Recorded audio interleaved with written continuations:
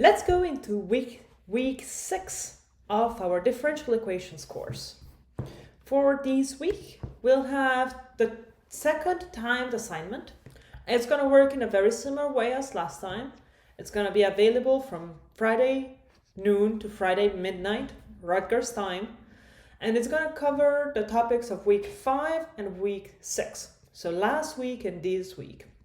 It's going to be structured as 3 or 4 quiz questions, so multiple choices, and 1 exercise to solve by pen and paper and submit. Very similar to what we did during the first time assignment. If you had trouble submitting for the first timed assignment, please check out how the submission worked for the first timed assignment. It's going to work in the same way.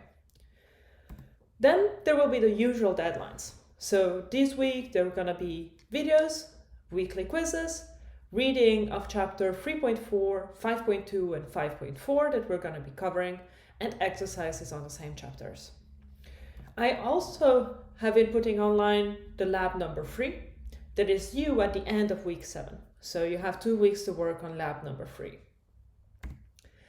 For the math part of this week, we're going to cover 3 main topics.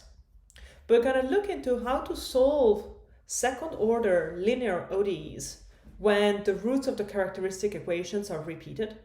That is a topic we did not cover last week. We're going to look into how to use power series to solve ODEs.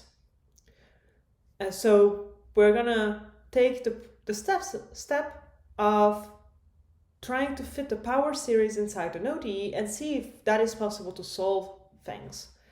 And we're going to see that sometimes this fails. In particular, we're going to look at Euler's equation and see how we can solve ODEs when the power series approach fails. I know it's confusing because by now we had the Euler method, the Euler formula, and now we're introducing the Euler equation. I'm sorry. Half of ODEs is based from Euler's work, so there's a lot of Eulers going around.